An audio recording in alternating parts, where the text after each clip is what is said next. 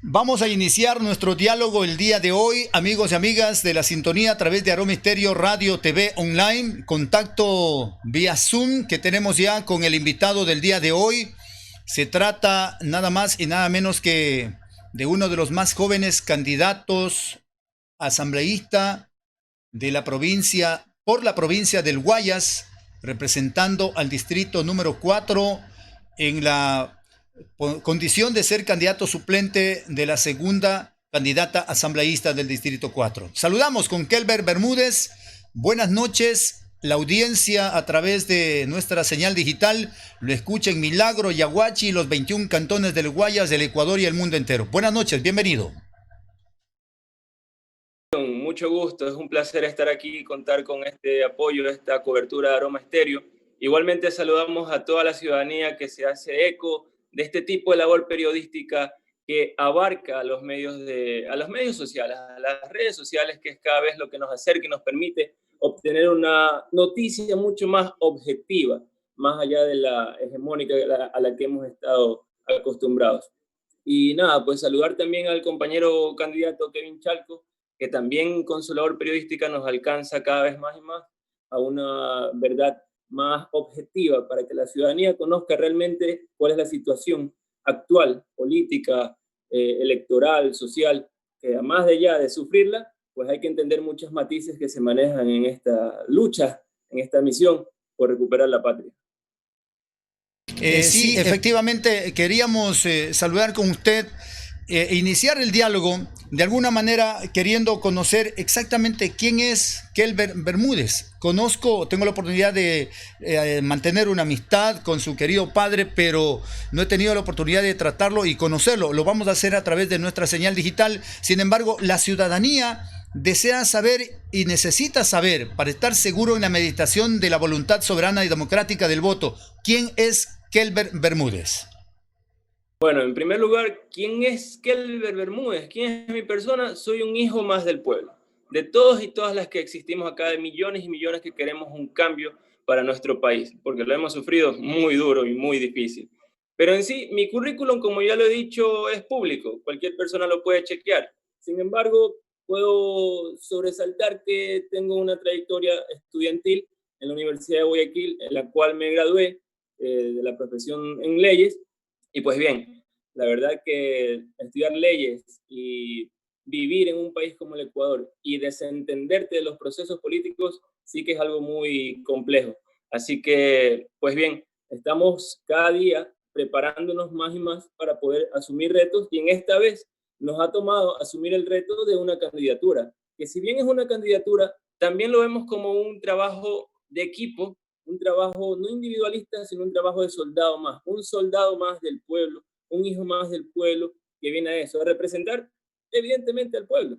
Vamos a construir el poder popular, vamos a recuperar las instituciones para que de una vez por todas el pueblo vuelva a tomar el poder en el Ecuador. Esta Asamblea Nacional, que por su inacción, por sus excesos en cuanto a ser permisivos con tantos temas de corrupción, con tantos temas que a pretexto de supuesta gobernabilidad han permitido este gobierno como función del Estado independiente. Sin embargo, desde el legislativo tienen sus funciones específicas desde el punto constitucional, pero no han actuado. Deteriorada su imagen y su credibilidad. ¿Cuál es su compromiso? ¿Qué haría usted como para irle dando confianza, que el pueblo entienda, conozca, respete, considere a la función legislativa, en este caso la Asamblea Nacional?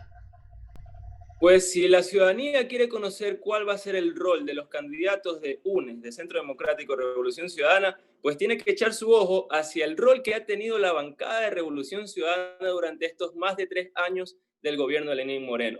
Es verdad que la Asamblea hoy por hoy tiene una visión general muy defenestrada, pero es la Asamblea como institución, no las bancadas internamente. La bancada de la Revolución Ciudadana ha demostrado ser muy consecuente con el pueblo ecuatoriano, no jugarle a la gobernabilidad de la derecha, porque hay que encasillar dos gobernabilidades: la gobernabilidad de la banca, de los empresarios, de los que nos tienen en el subdesarrollo, porque ellos realmente son los tercermundistas, y la realidad, la gobernabilidad del pueblo.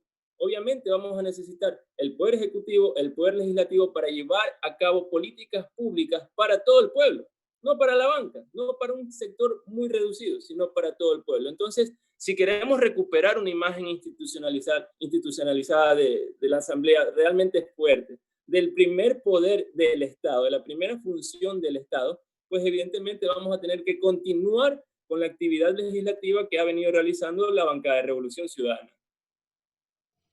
¿Cuántos asambleístas al momento están básicamente conformando el bloque de la Revolución Ciudadana que han sido quizás la fuerza de oposición a este gobierno? No recuerdo, si la memoria no me falla, estamos entre 30, un poco más de 30 asambleístas que conforman la bancada de Revolución Ciudadana. Y como evidentemente la asamblea está conformada por más de 136 asambleístas, pues una cantidad de apenas 30 o un poco más de 30 no pueden hacer realmente una contra o hacerle una traba a las políticas totalmente neoliberales del gobierno. Entonces, quizás eso puede mermar un poco la visión de la ciudadanía sobre el rol que ha tenido la bancada de Revolución Ciudadana, pero basta con revisar simplemente en las páginas de la Asamblea o en las páginas de las instituciones públicas cuál ha sido el rol de la Revolución Ciudadana en la Asamblea Nacional. Añorados tiempos aquellos en los que el bloque gobernista netamente como Revolución Ciudadana sumaban más de 100 legisladores y prácticamente alguien decía la nueva aplanadora de la Asamblea o del antes Congreso Nacional. En esos parámetros se aspira a llegar a una mayoría exactamente de asambleístas para poder asegurar lo que se dice la recuperación de la patria. Mire, Byron, como ya le mencionaba, la gobernabilidad es muy útil, es muy necesaria, pero depende de qué tipo de gobierno es el que la exige. Como hoy nosotros nos estamos planteando un tipo de gobierno totalmente popular, totalmente contradictorio a lo que se ha venido haciendo durante estos 3 años, durante estos más de 3 años. Entonces, bajo esa base, lo que nosotros realmente sí buscamos la mayoría en la Asamblea, porque si tenemos un presidente, ganamos con el compañero Arauz, el compañero Rabascal, pero no tenemos la mayoría en la Asamblea y eso es lo que la ciudadanía tiene que tenerlo muy en cuenta. Si no tenemos la mayoría en la Asamblea, va a haber un choque de poderes, un choque de función. La función ejecutiva queriendo llevar a cabo las políticas públicas a favor del pueblo ecuatoriano y una Asamblea que si no es de la Revolución Ciudadana, si no es del Centro Democrático de UNES, va a generar choque y no va a permitir que el compañero Arauz pueda desarrollar todas estas políticas que son sumamente necesarias. No es un capricho. Estamos ante la vida o la muerte. Si no ejercemos ya estas políticas públicas, si no robustecemos ya los ministerios, el Ministerio de Salud, los hospitales, los centros médicos, está repuntándose nuevamente el COVID. Si no aplicamos estas políticas públicas, estamos realmente luchando, combatiendo la muerte. Entonces, si necesitamos una mayoría parlamentaria, evidentemente la ciudadanía tiene que comprender que es muy necesario para que exista una gobernabilidad y que lo que la ciudadanía quiere, no lo que Andrés Arauz, no lo que Kelber Salvador quiere, sino lo que la ciudadanía, el pueblo quiere, todas estas políticas públicas, toda esta materialización de los derechos, pues necesitaremos tener la mayoría en la Asamblea y evidentemente ganar la presidencia de la República.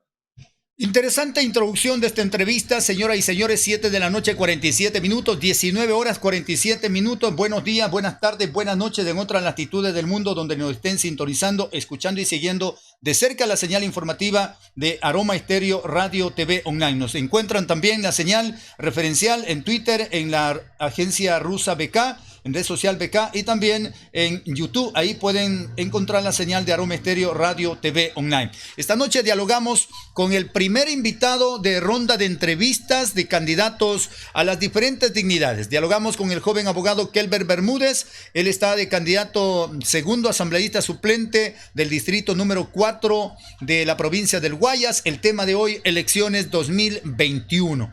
Una introducción de su perfil, de su propuesta, de su visión como uno de los posibles electos de la voluntad soberana del pueblo ha hecho en síntesis. Sin embargo, para ir profundizando un poco más en el asunto, al parecer, con lo que refería hace un momento, la mayoría de la asamblea, con más de 100 asambleístas, ¿más fácil resultaba con el método anterior o con el actual método de asignación de escaños luego del escrutinio final? Por favor. Evidentemente, el método anterior no es que nos beneficiaba más, es que permitía a que el pueblo tenga una mayor representatividad dentro de las instituciones que son posicionadas por personas electas popularmente. Pero ahora bien, evidentemente las instituciones, una vez que han sido secuestradas con el Trujillato, hicieron jugarnos una mala jugada. Establecieron el método de Webster para reducir la cantidad de escaños que nosotros podamos obtener en las elecciones. Sin embargo, eso no va a ser realmente algo que nos afecte como partido político, Centro Democrático, Revolución Ciudadana UNES, pero sí que puede ser también algo que nos permita, como ya permitió en las elecciones pasadas, un fraude electoral. Por eso la lucha no ha terminado. Desde el momento en que ya sea totalmente decidida la aceptación de nuestras candidaturas, la lucha continúa. Lo vemos recién ayer acabamos de celebrar que el Tribunal Contencioso Electoral rechaza la acción subjetiva que planteó cierto movimiento político en contra de la candidatura de Arauz Rabascal. Entonces, esto es continuo. Nos han dado lo de método de Webster. Luego nos han impedido de cualquier forma de que nosotros podamos participar y el compañero Rafael Correa es claro ejemplo de aquello. Sin embargo, vamos a trabajar lo máximo posible para que el método de Webster no sea algo que nos afecte, sino más bien algo que nos beneficie y que el pueblo pueda estar realmente representado. Para continuar con la entrevista es importante conocer, la atención del país ha estado centrada realmente en ver cuál es el desenlace de los candidatos presidenciables, presidente y vicepresidente de las diferentes organizaciones políticas que presentaron su documentación en el tiempo que establece la norma ante la Secretaría del Consejo Nacional Electoral. Luego viene el vencimiento de tiempos, las notificaciones, primero, una primera instancia de cierta fase de impugnación, luego de eso venía alguna calificación ya de la candidatura, luego de eso una impugnación en el Tribunal Contencioso Electoral. El día de ayer hubo novedades hasta altas horas de la noche. Sin embargo, ¿qué está pasando con la candidatura de asambleístas? A nivel de asambleístas nacionales también supimos que rechazaron o había que subsanar y dieron el plazo respectivo. Con asambleístas del Distrito 4, ¿cuál es la situación, Kelber? No solo con los asambleístas del Distrito 4, sino con todos los asambleístas de Guayas. En buena hora estamos siguiendo el rumbo del calendario electoral. Sin embargo, recién nosotros se nos ha calificado, se nos ha aceptado la inscripción de las candidaturas. Esto no significa que nos han aceptado ya como candidatos y candidatas, sino que recién se acepta la lista, esta se la comunica a las demás organizaciones y movimientos políticos y estos a su vez podrán impugnar o no cualquier candidatura de las cuatro circunscripciones de Guayas. Entonces, como le digo, estamos siguiendo el rumbo que nos establece el calendario electoral y la norma. Sin embargo, no podemos dormirnos sobre los laureles porque se van a inventar cualquier cosa. Se inventaron lo de la aceptación de la candidatura de forma personalísima y el mismo Tribunal Contencioso le dice, no, eso no procede, es ilegítimo. Entonces, no saben ni siquiera inventarse algo de forma organizada. Son improvisados, lanzan cualquier cosa por lanzar y hoy en este proceso en el que nos encontramos los precandidatos y precandidatas, también podríamos ser objeto de esto.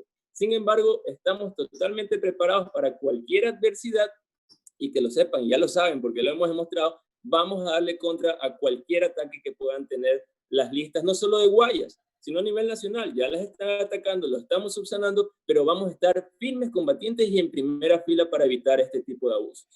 Algo que en lo personal me ha sorprendido es que esto no está pasando solamente con los candidatos de UNES.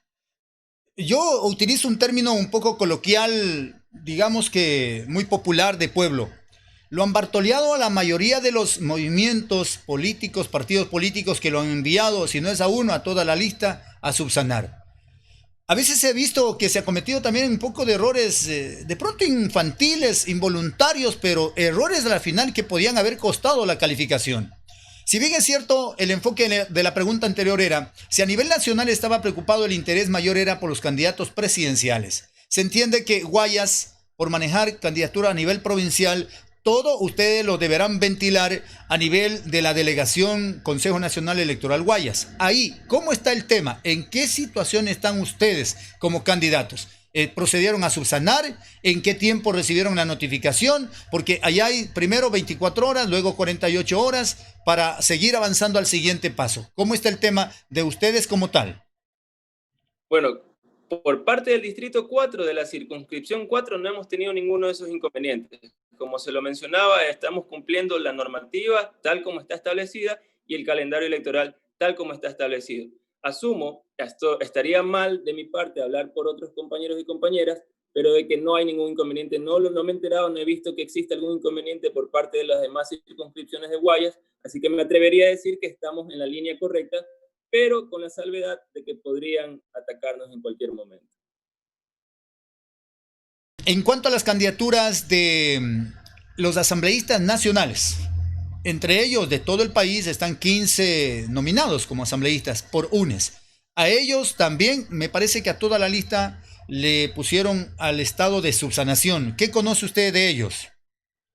Son cuestiones, como usted mismo lo mencionaba, son cuestiones pequeñas, mínimas, cuestiones de cédula, quizás alguna firma, quizás en alguna... Te piden que hagan unas declaraciones también, ¿no? Unas declaraciones juramentadas. Puede ser cuestiones de forma, no cuestiones de fondo. Son cuestiones totalmente subsanables. Ya se las ha subsanado. Todavía nuestros compañeros y nuestras compañeras siguen en Quito vigilantes porque esta subsanación tiene que darse totalmente en orden y con toda la normativa vigente cumplida del caso. Porque si dejamos un granito de arroz que se nos olvide, van a aprenderse de eso y nos van a bloquear por cualquier lado. Entonces, como le digo, estamos preparados y preparadas y vamos a estar totalmente vigilantes, totalmente dispuestos a subsanar cualquier cosa que se nos ponga en el camino, como ya lo están haciendo nuestros compañeros en Quito. Excelente. Yo creo que lo que corresponde a asambleístas nacionales también tiene que mantener y vigilar, mantener y ventilarlo en la capital de la República, en la matriz del Consejo Nacional Electoral.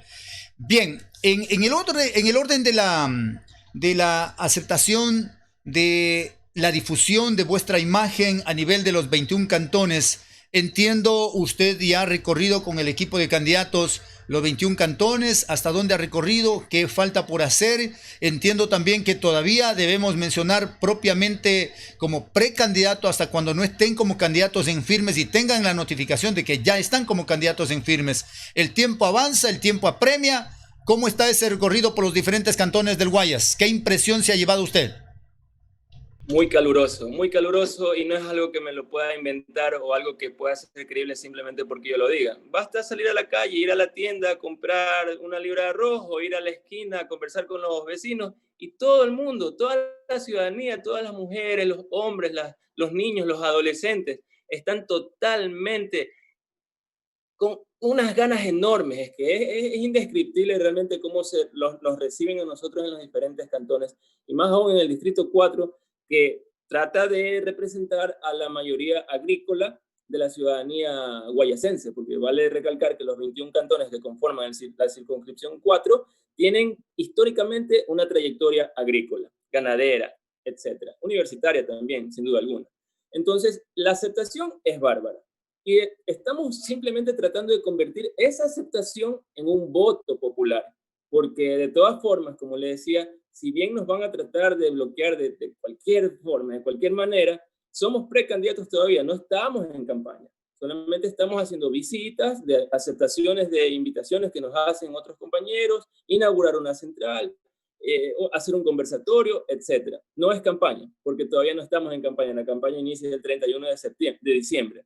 Entonces, sin embargo, con estos acercamientos, que no es de ahora, dicho sea paso, no es de ahora porque estamos en una pre-campaña, vamos recién a visitar los pueblos, ya lo hemos venido haciendo durante muchísimo tiempo. Durante estos 3 años hemos estado más que presentes en todos los rincones y en todas las ciudades de nuestro Distrito 4, de nuestra provincia y del Ecuador, porque es lo necesario. Ha sido muy necesario estar en la primera línea de combate, porque si no combatíamos esto, imagínenos a dónde estuviéramos mucho, mucho peor. Entonces la aceptación, repito, es bárbara. Nuestra misión es transformarla en un voto el día de las elecciones y luego el día de las elecciones transformar ese voto en participación activa, democrática, deliberativa de toda la ciudadanía y construir el proceso de poder popular. De un poder popular que bien Rafael Correa y Andrés Arauz lo han enfatizado que es muy necesario para poder sostener un proyecto político. Entonces, luego de las elecciones, esa será la próxima tarea a cumplir con toda la ciudadanía, con todos los compañeros y compañeras de Guayas y del país. ¿Cree usted que la ciudadanía en algunos de los casos puntuales de cierto segmento de la población, se ha dado cuenta que al final muchos de ellos, habiendo sufragado de pronto sin querer entender una evidente situación de riesgo del país por el 7 veces sí, ahora están arrepentidos, se sumaron a la lucha, se reivindicaron su posicionamiento en una situación de preferencia política, ahora para entender que con el régimen de la Revolución Ciudadana quizás el país estuvo en mejores condiciones y hubo oportunidades para todos, hubo circulante en el bolsillo del pueblo ecuatoriano, hubo propuestas de obra social, inversión social y quizás en sí estuvo bien encaminado. ¿Cree usted que eso es cierto, que la gente ha recapacitado y a lo mejor muchos que votaron 7 veces sí, convencidos del 7 veces sí, hoy están arrepentidos? Más allá de un arrepentimiento, querido Byron, yo más creo que se sienten totalmente engañados, porque no olvidemos que cuando se estaba la campaña por la consulta popular, prometían el oro y el moro, no solamente los que están en el gobierno, sino los que forman parte del Partido Social Cristiano, de Creo, de Pachacutic y de otros partidos, prometían que esto iba a ser el paraíso. La puerta al paraíso era la consulta popular. Evidentemente la ciudadanía fue engañada. ¿Cuál es nuestra labor? ¿Cuál es la labor de los medios alternativos como Aroma Estéreo? Es contrariar, combatir la mentira, la infamia, la tergiversación que pueden realizar los medios hegemónicos que ustedes y nosotros ya sabemos cuáles son, que son los que están en la televisión abierta. Sin embargo, nuestra tarea y la tarea de los medios alternativos es esa, es evidenciar ante la ciudadanía cuál es la realidad, qué es lo que realmente se pretendía. Lo hicimos en la campaña por el no. Estuvimos recorriendo cada rincón, cada calle con nuestro compañero Correa, tratando de llegar a la ciudadanía y poder decirle por qué votar no y por qué no votar sí, porque iban a ser frutos de un engaño y como ya era cuestión del tiempo, se demostró que todo fue un engaño, todo fue armar un aparataje jurídico estatal para beneficiar a un grupo reducido de ciudadanos y ciudadanas. Entonces, yo creo que más allá de la ciudadanía que esté arrepentida, está simplemente se ha sentido engañada y ahora, evidentemente, se da cuenta que nosotros y nosotras vamos a darle realmente, no algo nuevo, algo que ya existía, algo que tenía un encaminamiento, era un proyecto político. Acá no existe ahora un proyecto político, todo ha sido improvisado. Miren cómo en el propio CNE improvisan cada vez y cuando algo para podernos contrariar para podernos tirar abajo las candidaturas. Entonces, nuestra labor va a ser esa siempre. No solamente quedarnos de brazos cruzados cuando la ciudadanía está siendo engañada, sino decirles, está bien, fueron engañados. Sigamos sumando, sigamos trabajando y levantemos este proyecto que ya venía existiendo y que no ha dejado de existir porque la Constitución de Montecristi del 2008 sigue vigente y hay que hacerla cumplir. Nada más que eso, hay que hacerla cumplir, hay que hacerla materializar. Mi estimado Kelber, como medios alternativos, al menos la propuesta comunicacional de nuestro medio, estación televisiva digital que tiene un preámbulo de muchos años de experiencia, gracias a Dios, pero nuestra propuesta se identifica servicio de comunicación con sentido social y comunitario, y no podemos apartarnos de aquello. Eso implica mucho compromiso con decir la verdad y poner en contexto la información que realmente sucede en el país. Sin embargo, esto tiene un costo. Y el costo a veces no es en términos monetarios como tal, porque lo hacemos con pasión, nuestra labor informativa. Pero en la parte técnica, luego de la transmisión y cobertura informativa y el alcance de comentario y análisis de la protesta de octubre, fuimos bloqueados para fin de año. Hoy, el día viernes, teníamos que transmitir y estamos nuevamente con el perfil y la cuenta principal del canal bloqueados. Hoy, por tratar de armar su entrevista, no se imagina lo que tuve que hacer contra el tiempo, ya sobre la situación de la entrevista, artificios completos para poder dar cumplimiento a nuestra propuesta de entrevista con usted. Esa es la situación que estamos viviendo los medios alternativos. Varias plataformas están siendo bloqueadas, están siendo husmeadas con algunos hackers. Da la impresión que me sondearon porque hace días nos llamaron del Ministerio de Salud pretendiendo una entrevista. Finalmente esa entrevista no era con nuestro medio porque supuestamente era en otra región, así que como que nos sondearon y coincidencialmente el día viernes estamos fuera del aire, pero hoy estamos transmitiendo a través de otra plataforma y compartiendo la señal en nuestra plana principal, la fanpage de Aroma Estéreo. ¿Qué criterio merece usted? ¿Ha habido libertad de expresión? Se decía que el gobierno anterior de la Revolución Ciudadana, el economista Rafael Correa, era atropellador contra la prensa. ¿Cómo ha visto usted como profesional del derecho? Y también, a propósito, dos preguntas en una. ¿Cómo ha visto el tema del ejercicio pleno de la libertad de expresión? ¿Y qué ha pasado con los profesionales del derecho del Ecuador? Que pocos son los que han salido en la palestra pública a decir, también como entendedores de la ley, la norma y la constitución, lo que realmente sucede en el país. Dos preguntas en una. Kelber. Pues bueno, lo que hemos mantenido no lo mantenemos ahora, lo hemos mantenido desde el 2017 en que se dio la traición. Esto es un gobierno, aunque suene radical, créanme, desde la academia, desde la ciencia social, desde la ciencia política, este es un gobierno totalmente fascista, dictatorial. ¿Qué es lo que hace el fascismo? ¿Qué es lo que hace un proceso dictatorial? Desconoce el componente jurídico de un Estado. Es lo que ha sucedido ahora. Se ha violado, se ha vulnerado la Constitución, se ha vulnerado las leyes orgánicas, se han vulnerado reglamentos, se ha vulnerado de todo, y obviamente los medios alternativos que no le hacen el juego a la oligarquía o al poder, o a los poderes hegemónicos, van a sufrir persecuciones. ¿Las persecuciones no son acaso uno de los elementos del fascismo y de las dictaduras? Por supuesto que sí. Entonces, ese es el combate. Hace un momento decía, esto es una lucha no solamente electoral, sino una lucha por la vida. Es que es así. No solamente es un criterio personal. Este gobierno tiene todos los índices, todos los indicadores de ser un gobierno fascista, un gobierno dictatorial. Entonces, bajo ese tipo de categoría, evidentemente los medios de comunicación que sí buscan la objetividad, que sí buscan contar la verdad, van a ser perseguidos. Usted mismo ha dado un ejemplo, lo han sido perseguidos, y conozco de otros medios alternativos que también lo han sido.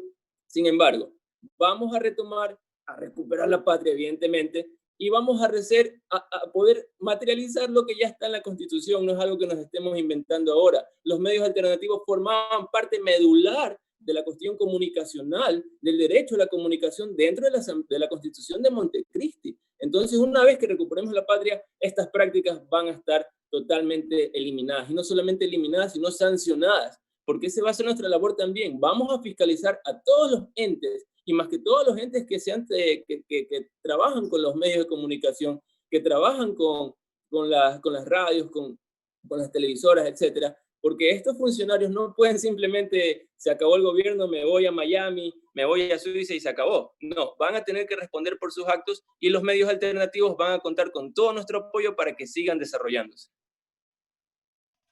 En la segunda parte de la entrevista voy a complementar más bien, o de la pregunta que le hice hace un momento, dos en una.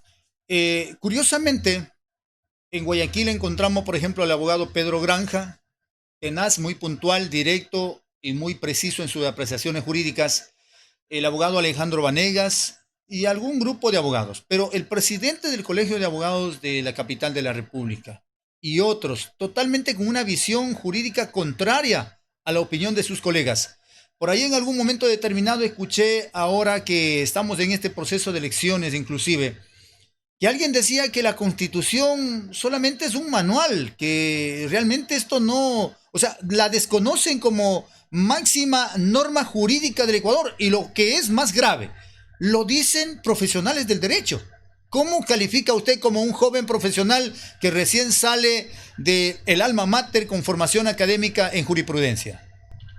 Bueno, quisiera puntualizar que soy un producto de la Constitución de Montecristi, porque mi educación universitaria fue totalmente gratuita, incluso hasta fui becado. Imagínense, estudiar en una universidad pública gratis y que encima te bequen. Eso fue un logro increíble, y no solamente mío, sino de muchísimos miles y miles de compañeros y compañeras. Sin embargo, aterrizando la pregunta, evidentemente, son abogados entre comillas, porque son políticos frustrados. Son personas que siguen viviendo en la Constitución de 1998, esa que le hicieron encerrada en un cuartel militar. Esa sí, evidentemente, era como una especie de manual, porque no tenía aplicación directa. Obviamente, cuando ya contamos con un lujo de constitución como es la de Montecristi del 2008, se les cambia el chip. No saben, no pueden entender lo que es realmente una construcción de una constitución con el pueblo y para el pueblo. Entonces, como ellos viven en el pasado, en un pasado donde la banca, bueno, que es la actualidad, pero pasado de la década de la Revolución Ciudadana, era una constitución que simplemente era una declaración, era un saludo a la bandera, es real, pero no vivimos más en un país así, no tenemos una constitución más así. Entonces los criterios basados en ese tipo de análisis son totalmente absurdos, son totalmente fuera de cualquier criterio académico, jurídico, por el amor de Dios, esto es una burla. Ellos no son la burla simplemente nacional, sino que van a ser la burla internacional. El compañero Correa ya acaba de decir, él no va a pedir ningún indulto, porque internacionalmente él sabe que la tiene ganada, jurídicamente la tiene ganada. Podemos revisarlo, compañero Byron, estos criterios, todas las cosas que ha hecho el CNE, todas las cosas que ha hecho el gobierno, son el criterio de 2 o 3 abogados del Colegio de Pichincha, de abogados de Pichincha, y para de contar. Y que no son abogados, como le digo, como tal, porque si fueran abogados, comprenderían que aquí se tiene que defender y materializar derechos, no simplemente es una hoja o un saludo a la bandera, es una constitución que te dicen hay derechos y el Estado tiene que garantizártelos, tiene que materializártelos. Eso es lo que realmente deben hacer los abogados y los profesionales y las profesionales del derecho, no simplemente emitir criterios jurídicos. Byron, solamente para recordar, desde que se inició y siquiera se dio la idea de que Rafael Correa sea candidato a la vicepresidencia, ya salieron estos 3 abogados, el abogado Yarte, otro más de la Universidad de San Francisco, y bueno, son unos cuantitos ahí de Quito, a decir, no puede ser candidato a la vicepresidencia, y luego que no puede aceptar personalísimamente de esa forma, y luego que no procede la inscripción de Rabascal. Es que son unos criterios jurídicos totalmente absurdos, y son tan absurdos que ni siquiera a su mismo equipo se le da la anuencia. Ni siquiera el Tribunal Contencioso Electoral le dice, sí, está bien, tienen razón. No, el día de ayer nos acaban de ratificar que la vía jurídica por la cual querían tirar abajo al binomio Arauz-Rabascal no procede. Entonces, ¿qué es lo que están haciendo ahí? Haciendo quedar totalmente en vergüenza a un histórico gremio como es el de los profesionales y las profesionales del derecho. Ellos ya han quedado en vergüenza y lo van a hacer internacionalmente. Entonces, bueno, lo único que quedaría con estas personas y sus criterios totalmente fuera de lugar, que de jurídico no tienen nada, es que la ciudadanía sepa responder contra quienes realmente perpetraron todos estos ataques contra el pueblo. Muy bien, Kelber, quiero informar a la ciudadanía que nos sigue de cerca la señal informativa de Aroma Estéreo Radio TV Online. Estamos dialogando con el abogado Kelber Bermúdez. Él es joven candidato, reiteramos, precandidato todavía, así hay que hablarlo con propiedad, precandidato, asambleísta suplente en la posición número 2 del distrito 4 de la provincia del Guayas.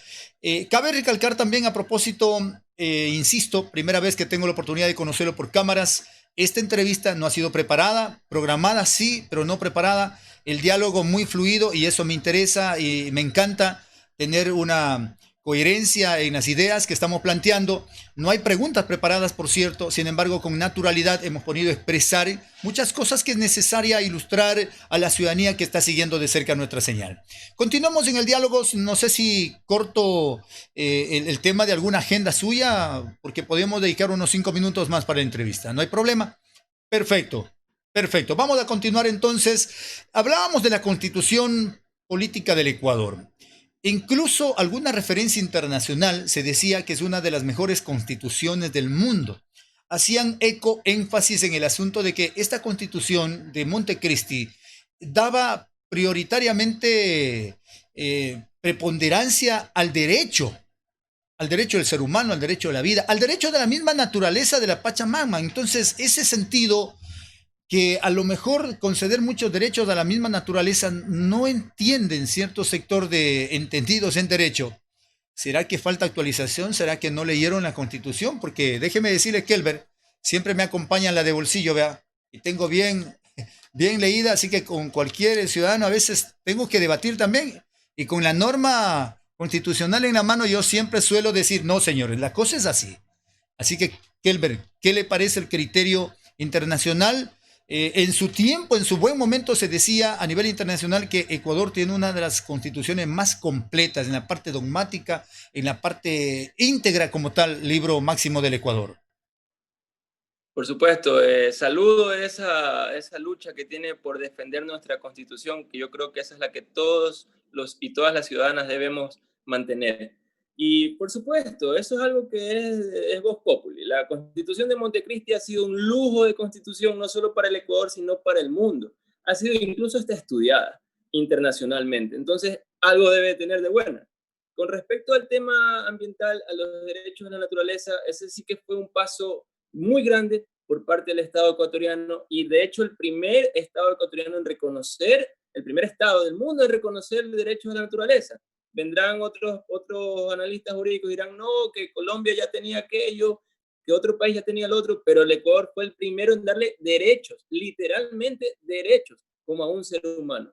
Entonces, bueno, desde este lado del charco, evidentemente los derechos de la naturaleza sí que están todavía siendo muy vejados, muy atacados, y es más allá porque, perfecto, podemos tener una constitución de lujo, pero hay que hacer totalmente una introducción de esta constitución a la ciudadanía, y no solo a la ciudadanía, que la ciudadanía no es la que más contamina. Muchas personas dicen, no, pero es que tú botas basura, pero es que tienes un carrito y lo acá y eso le hace daño a la naturaleza. Sí, pero nos estamos olvidando de los grandes industriales, las grandes industrias que contaminan nuestras aguas, que contaminan nuestros cielos, que contaminan nuestros alimentos y que son los que más daño le hacen a la naturaleza. Contra ellos realmente hay que hacer algo. Hay que realmente darles un cursito de derecho ambiental a ver si por ahí pueden entender de que hay que respetar los derechos que ya existen. Entonces, como les decía, de este lado del charco, ¿por qué? Porque tuve la gloria de poder realizar un voluntariado jurídico en Galápagos y allá el mundo es otro cantar.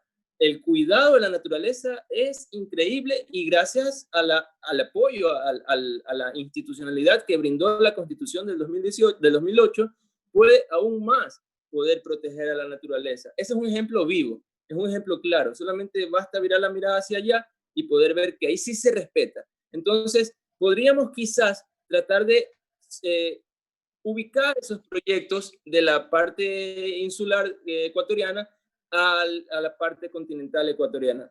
Se lo puede hacer, no es que no se esté haciendo. Hay muchos colectivos, muchas organizaciones sociales que tratan de defender los derechos de la naturaleza, pero bueno, una organización social no puede hacerlo todo. El Estado tiene un deber, no es un favor que nos está haciendo el Estado, es un deber. El Estado con nuestros recursos tiene que defender los derechos de la naturaleza, porque al final del día, como decía Federico Engels, el ser humano es la naturaleza.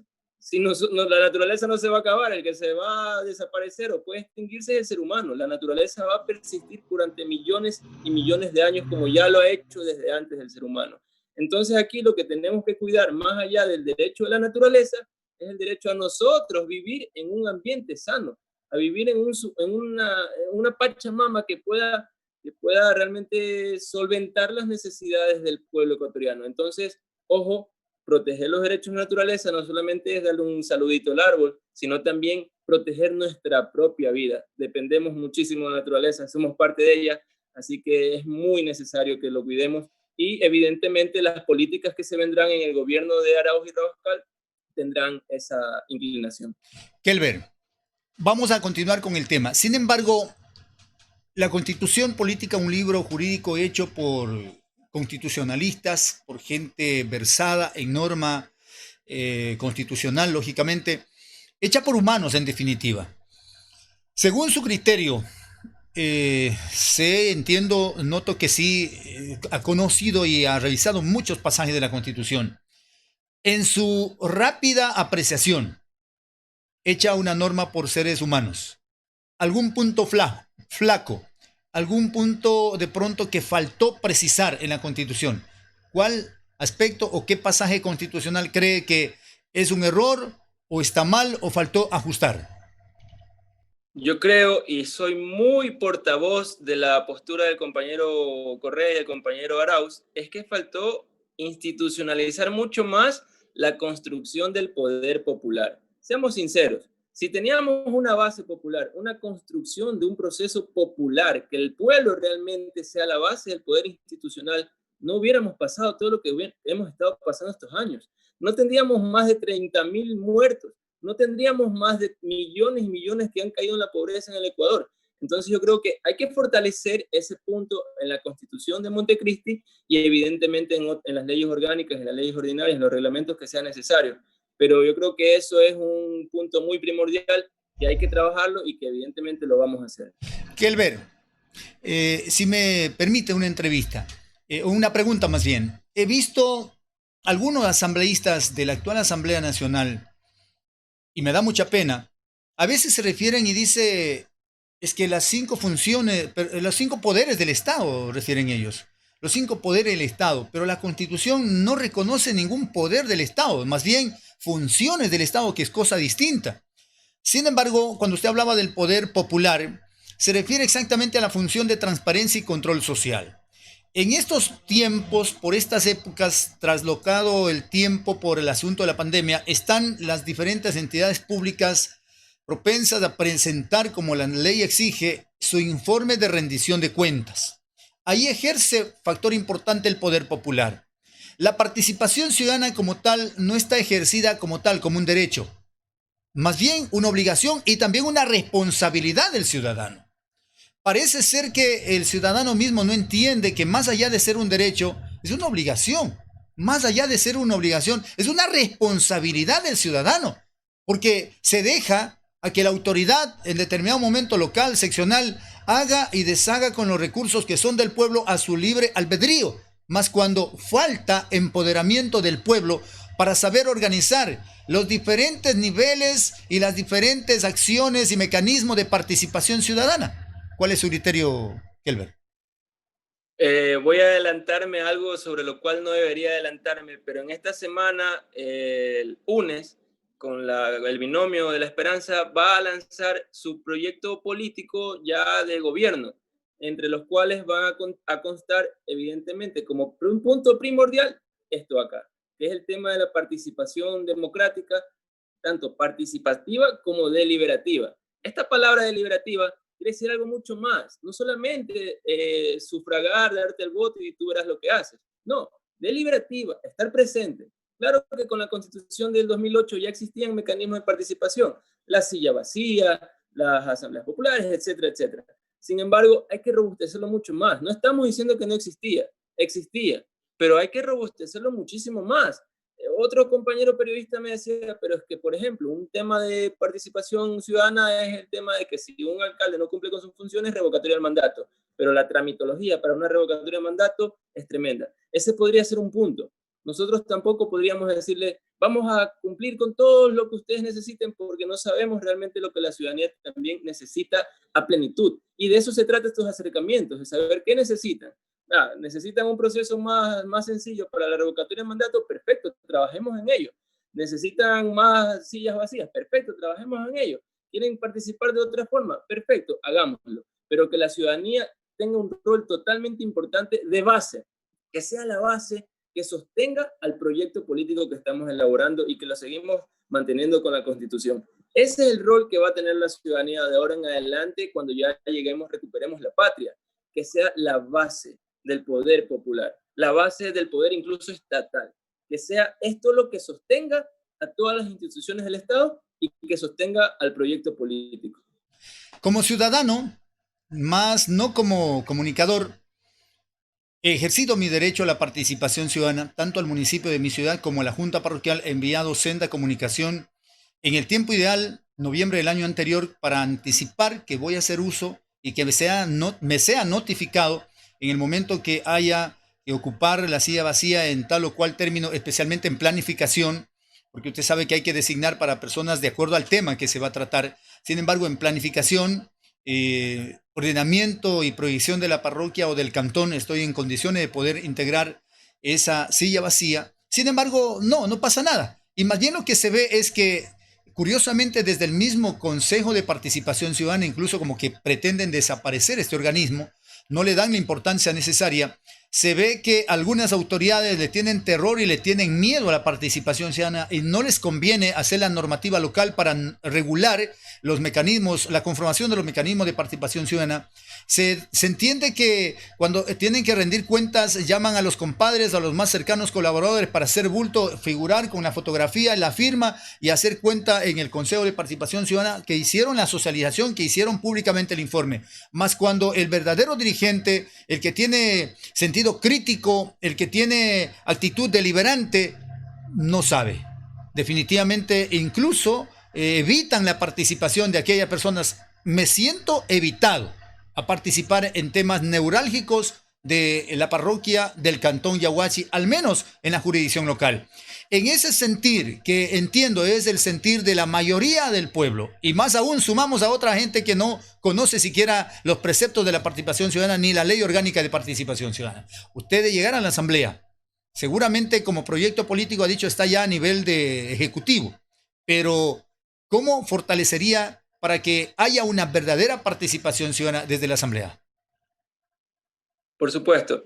En primer lugar, quiero hacer el énfasis de que pueden decir lo que sea en una rendición de cuentas, pero los procesos fiscalizadores por parte de la Asamblea Nacional, eso sí que no se lo pueden sortear. Y esa es una de las bases primordiales del próximo gobierno, o al menos desde la agenda legislativa de la bancada de UNES.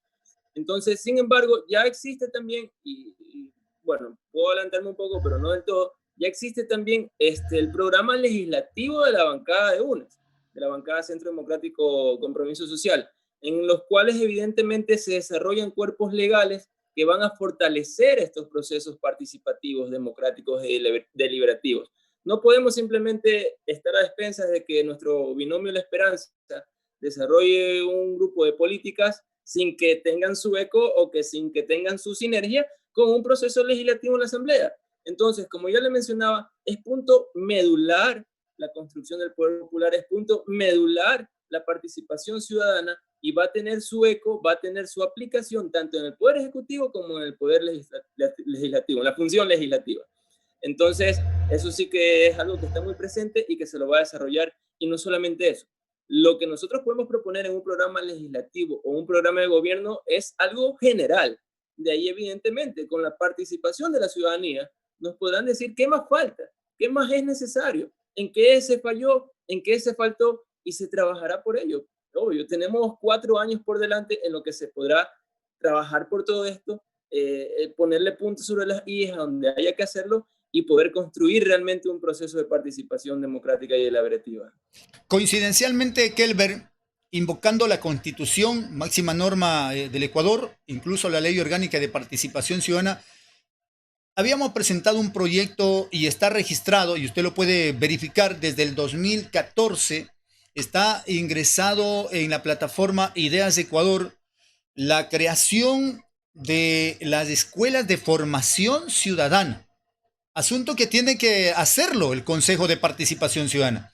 Están allí 8 proyectos, uno de carácter social comunitario, el que le menciono, es formación de escuelas de formación ciudadana, otro un proyecto artesanal, otros unos proyectos agroindustriales, artesanales también, en definitiva. Pero pendientes de aquello, seguramente se decía también que en el Consejo de Participación Ciudadana no había presupuesto. Entiendo ahora que entró el defenestrado presidente, el padre Tuárez, realmente decía de que no había cómo manejarse porque no podían disponer de presupuesto para desarrollar todo lo que por ley estaban ordenados y mandados a hacer. La promulgación, la difusión, la ejecución y la exigencia a los mismos gobiernos locales para que promuevan, creen las escuelas de formación ciudadana. Por ahí debe articularse a manera vertical y transversal las políticas públicas, Kelber. Por supuesto, pero no nos olvidemos de que si el Consejo de Participación Ciudadana no contaba con recursos, es porque evidentemente a este grupo reducido de Cumbayá y de Vía San Borondón no le convenía que la ciudadanía participe cada vez más activamente en los procesos políticos. Sin embargo, y quisiera poner esto como una noticia más bien, vamos a tener una sorpresa esta semana y todos esos proyectos que se pudieron quedar rezagados en el pasado o que creamos que sean necesarios ahora en el presente o para el futuro, va a tener una vía de comunicación directa con el binomio de La Esperanza y evidentemente con la bancada de UNES, de Centro Democrático Revolución Ciudadana Compromiso Social, para que nosotros podamos conocer qué es lo que la ciudadanía requiere. Ya vamos a saber en esta semana cuál va a ser el procedimiento, pero podremos nosotros, incluso yo soy un ciudadano igual que todos nosotros y todas nosotras, también podremos subir nuestras propuestas a un lugar donde ya se nos indicará. Entonces, tenemos ese proceso de acercamiento cada vez más entre los que podemos estar queriendo representar al pueblo y el pueblo, evidentemente. Entonces, esta semana tendremos una excelente noticia al respecto y va a ser muy fructífera, estoy muy seguro. No quiero cansarlo, Kelber, de verdad que muy productiva la entrevista, me siento muy a gusto, interesante resultó este diálogo, no me esperaba, pero para mí muy interesante el diálogo. haciendo una especie de eslabones. Incluso refiero algo cuando el exmandatario hablaba de la economía en bicicleta. Ojo, soy ingeniero en administración financiera, por cierto. Plata lo que no tengo, qué cosas de la vida, ¿no? Así es la vida. Sin embargo, él hablaba de la economía en bicicleta y es el tema de eslabones. El uno al otro se saca ventaja, ventaja la ventaja y pones a echar y pones a caminar la economía del país. Asimismo, la constitución política. Hemos hablado casi de la mitad del libro de la constitución. El poder popular, el poder ciudadano, en base a la transparencia de gestión. Y de ahí saltamos a un capítulo régimen constitucional del buen vivir. Todo lo anteriormente hablado recae o el producto final es como resultado el buen vivir de todo el pueblo ecuatoriano. Un capítulo completo, régimen del buen vivir, mandato constitucional. Allí entramos con el tema de servicios básicos, buenas condiciones de vida, la misma inversión social, soluciones habitacionales, en fin. ¿Cómo usted cree que podemos generar una buena política pública a cuenta de que el plan nacional, que era para un periodo determinado, el último se llamaba el Plan del Buen Vivir, pero que ahora no sabemos cómo se llama? Ahora están ahí con Sembramos Futuro o algo por el estilo. O antes era el gobierno de todos, ahora están sembrando futuro. Según dicen, van a dejar el país mejor de lo que encontraron. Pero para retomar el tema, en la proyección del Ecuador hacia un buen vivir óptimo del pueblo, ¿cómo estaría dándose las principales ponencias? Ya hemos hablado algo, pero ya más en puntualidad, justo por buscar el buen vivir del pueblo ecuatoriano. Bueno, para conseguir el buen vivir de toda la ciudadanía, lo que queremos y necesitamos es de que se materialicen los derechos. Si un derecho no se materializa, si yo te digo, soy la Constitución y tienes un derecho a la salud, pero no se materializa, no se vuelve real, no podemos estar hablando de un buen vivir. Entonces, lastimosamente y muy dolorosamente, todos los derechos han sido vulnerados. ¿Qué significa vulnerados? Que no han sido garantizados, que han sido violados, que han sido ultrajados. Entonces, lo primero que tenemos que hacer es retrotraer todo eso, cambiar toda esa situación, que ya no sean vulnerados, aparte de sancionar los que fueron vulnerados, sino de volverlos a poner en práctica, volverlos a poner en la realidad. Cuando ya tengamos esa base, evidentemente podremos estar hablando de un buen vivir, y un buen vivir mucho más ampliado, porque si la Constitución nos estableció muchos parámetros de derechos y garantías, pues vamos a tener una gama mucho más elevada, mucho más amplia, que va a ser de construcción con la ciudadanía. Es que esto no es solo un discurso, esto ya es una realidad. Nosotros queremos contar con la participación de la ciudadanía de forma directa. Y entonces en ese proceso vamos a conocer, vamos a saber qué es lo que realmente requiere la ciudadanía para poder acceder a un buen vivir. Que podamos poner el título que querramos, pero el buen vivir es vivir dignamente. Imagínense, en pleno año 2020, luchar por vivir dignamente. Pues eso es lo que tenemos que hacer. Esa va a ser nuestra labor primordial y ahí sí podremos, si es que hay que desarrollar en el capítulo del buen vivir una forma más directa. Por ejemplo, hablaba del plan de gobierno, del plan nacional del buen vivir, que es cada 4 años, pues que ese plan nacional del buen vivir sea de ejecutar, que se ejecute directamente, que se ejecute y que su no ejecución sea una causal directa de una revocatoria de mandato, se me ocurre. Estas propuestas pueden ser llegadas, como le decía, en esta semana, en la plataforma que se va a lanzar, y también durante todo el gobierno, no solo ahora, sino durante los 4 años que dure el gobierno. Todas estas propuestas, todos estos alcances van a ser muy necesarios y van a ser acogidos en el gobierno de UNES, de Revolución Ciudadana. Muy bien, mi querido Kelber Bermúdez, un gusto haber dialogado con usted. Yo creo que está dicho algunas cosas interesantes de la propuesta. Creemos que está en condiciones ideales. El pueblo necesita conocer cuál es el pensamiento, hacer una radiografía de su visión como candidato de la realidad del país. Y usted ha tenido la oportunidad de hacerlo a través de nuestro medio. Espero que no sea la última oportunidad y que haya otra oportunidad para dialogar, Kelber. Muchas gracias, compañero Byron. Muchas gracias a Aroma Estéreo. Y muchas gracias a toda la sintonía nacional e internacional, a los compañeros migrantes, un fuerte abrazo. Y aún no nos vamos todavía. Vale. No se me despida, aún no nos vamos todavía. Yo decía solamente como para poder sacar un poco de dinamismo en la entrevista y me parece que lo logramos.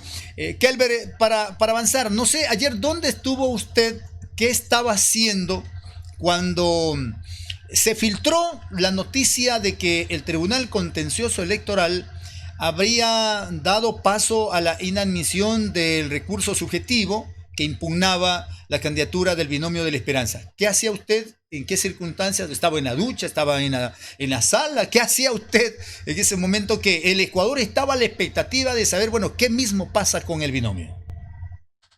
De la forma personal estaba un poco calmado, pero de la forma colectiva estamos en constante comunicación con los compañeros, tanto candidatos como candidatas, como los compañeros que están tras bambalinas, los compañeros que realmente sudan la gota gorda, que son los que están en las coordinaciones provinciales, cantonales, distritales, nacionales, etc. Estamos en una constante comunicación porque esto es algo que hay que defenderlo no solamente en el elite electoral, sino en las calles también.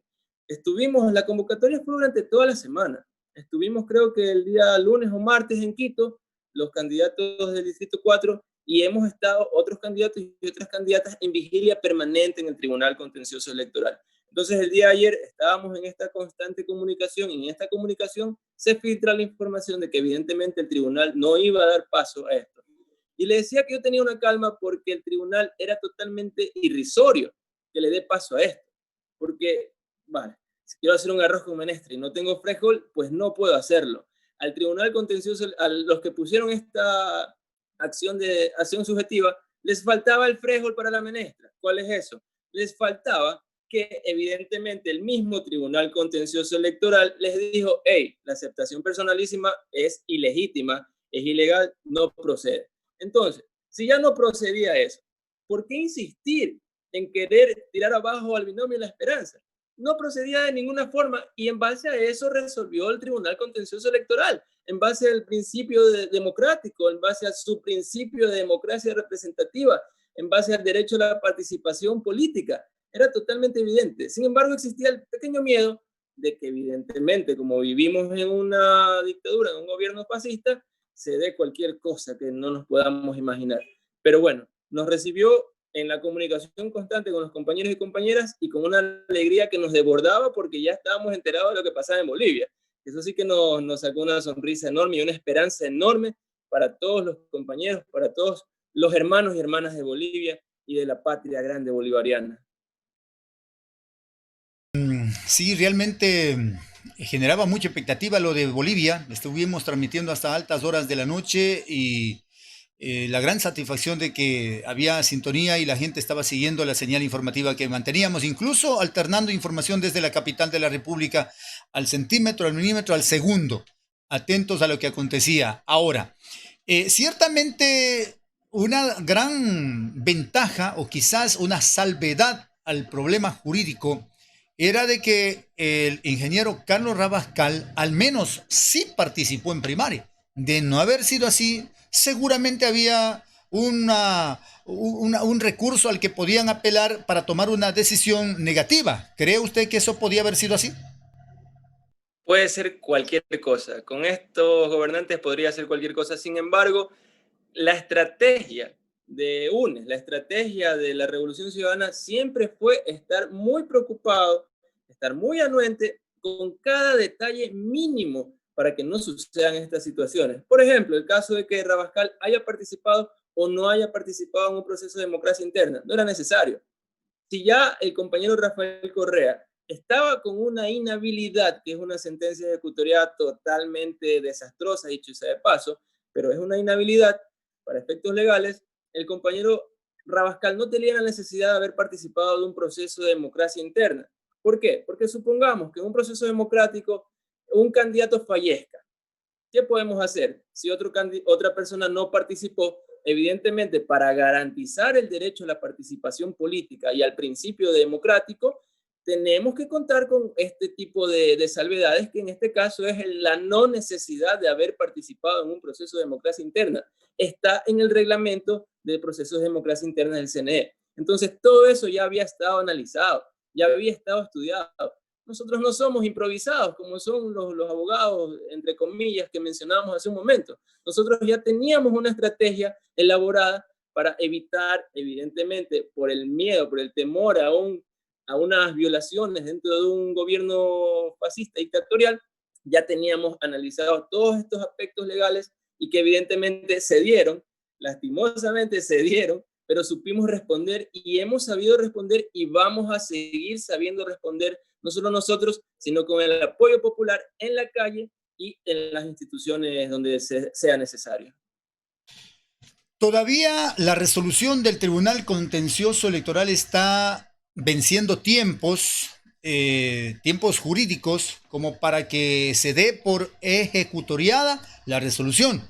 La pelotita pasará al Consejo Nacional Electoral para habilitar nuevamente el trámite y proseguir con la calificación y la declaratoria de candidato en firme. Sin embargo, todo obedecerá a una resolución, o no, más bien a un informe técnico, jurídico, entre organizaciones políticas, entre la dirección jurídica, a través de Secretaría, para poner en conocimiento del Pleno alguna recomendación que haga que el Pleno resuelva. Pero ahí hemos visto un factor importante, y no sé cuál es su criterio. La mayoría de informes han pasado por la aprobación de 3 contra 2. Pero lo que a mí en lo personal me llama la atención, usted refería a que por este artificio que se tuvo que hacer, por estas cuestiones de emergencia que tuvieron que enfrentar, la gente estuvo en vilo y en vigilia permanente. No así, parece que no así los señores consejeros del Consejo Nacional Electoral. Hemos seguido algunas sesiones del Pleno y la queja común o el común denominador ha sido de los 2 consejeros, Verde Soto y Enrique Pita, de que el informe llegó sobre la hora y de que no han tenido tiempo para revisar y que por lo tanto no podía pronunciarse ni a favor ni en contra, por lo tanto me abstengo. Me parece que eso es una tamaña irresponsabilidad, porque si todo el mundo está corriendo, hay que tratar casos y diferentes situaciones de tantos y cientos de candidatos en todo el país. No puede ser que le manden con 48 horas de anticipación esos informes. El tema está en una gincana electoral, digo yo así, por decirlo de alguna manera. Tiene que estarse allí para poner la cabeza y meter después del centro el gol. Pero parece que para estos 2 consejeros no suena así. No sé, veo un poco indiferentes, incoherentes, no aplicables. Si hay que hacer sobre tiempo, trabajar a doble jornada, tendrán que hacer. Entiendo que el equipo jurídico, el equipo de organizaciones políticas, todo el personal administrativo del Consejo Nacional Electoral deben estar al 40, al 100, al 1000% trabajando. Pero 2 consejeros echan agua helada al esfuerzo de un equipo administrativo. ¿Cómo califica esa acción de los consejeros? Ya lo mencionaba, estamos ante un gobierno de improvisados, porque lo que tienen que hacer ellos es cumplir la norma, cumplir la Constitución, pero como no la pueden cumplir porque no satisface sus intereses personales, improvisan.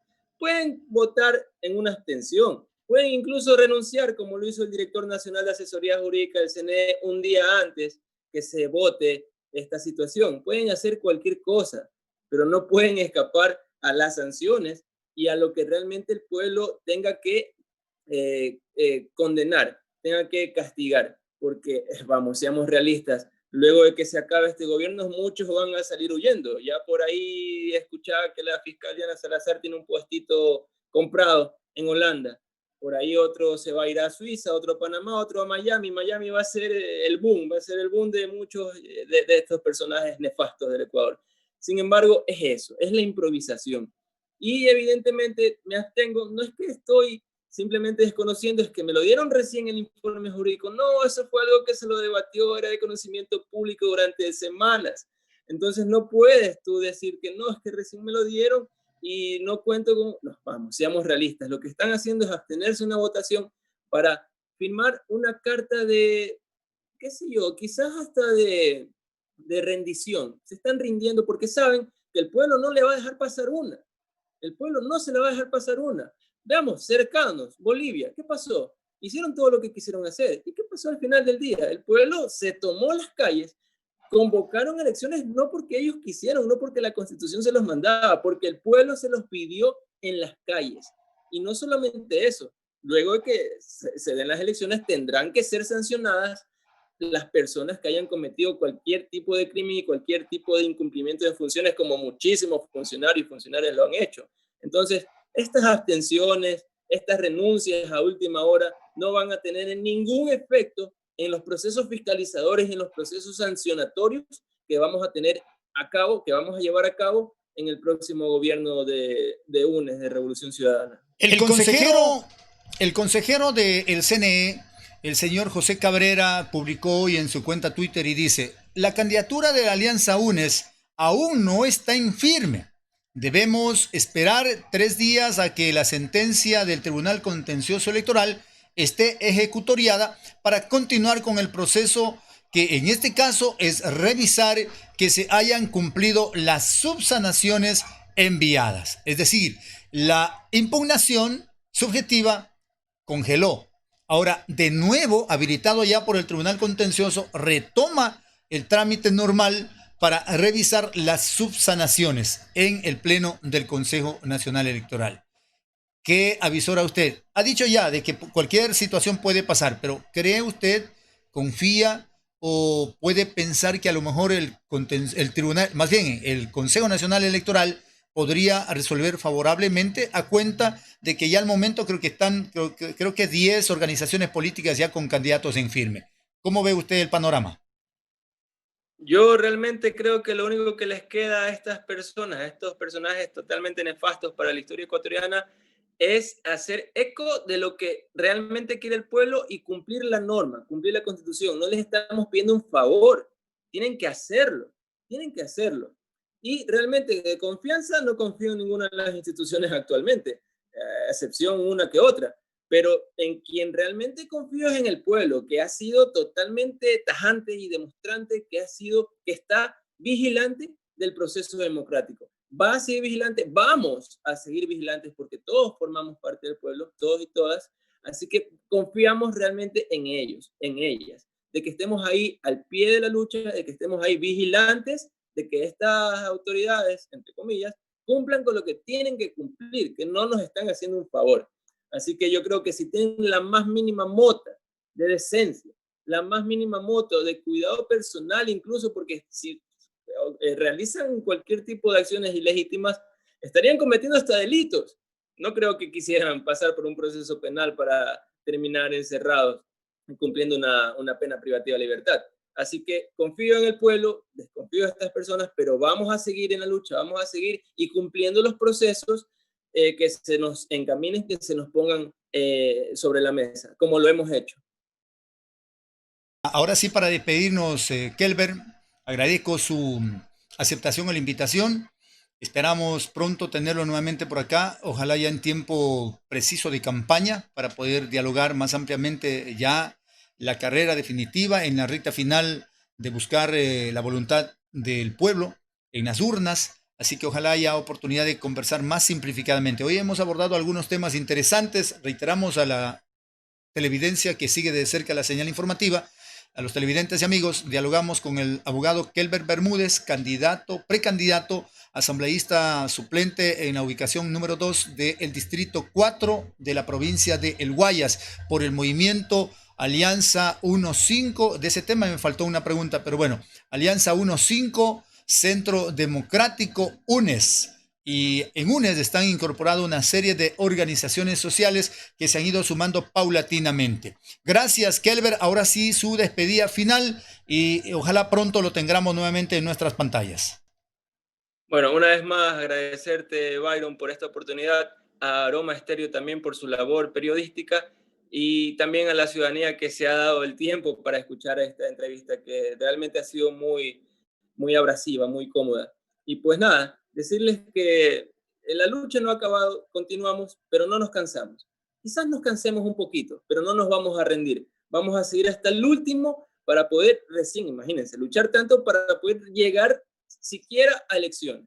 Una vez que ya hayamos triunfado las elecciones, porque es el clamor popular, no es nuestro capricho, es el clamor popular, ustedes, todas ustedes, compañeros y compañeras, van a tener que formar parte de este gobierno van a tener que estar lado a lado con nosotros, desde la Asamblea, desde el Poder Ejecutivo, desde todas las instituciones, para poder realmente recuperar la patria el día de las elecciones y luego el día de las elecciones también, seguirla recuperando y seguirla fortaleciendo. Así que un saludo también a todos mis compañeros candidatos, precandidatos y precandidatas de Guayas, de las demás provincias del Ecuador, del exterior y nacionales. Y un saludo también al Binomio La Esperanza, que es el único binomio que hasta ahora ha demostrado y demostrará que realmente está para cumplir con los requerimientos del pueblo. Así que vamos a seguir en esta lucha, vamos a seguir continuando, recorriendo el territorio de nuestro distrito, de nuestra provincia, de nuestro país, para poder acercar a lo que hemos conversado aquí con toda la ciudadanía.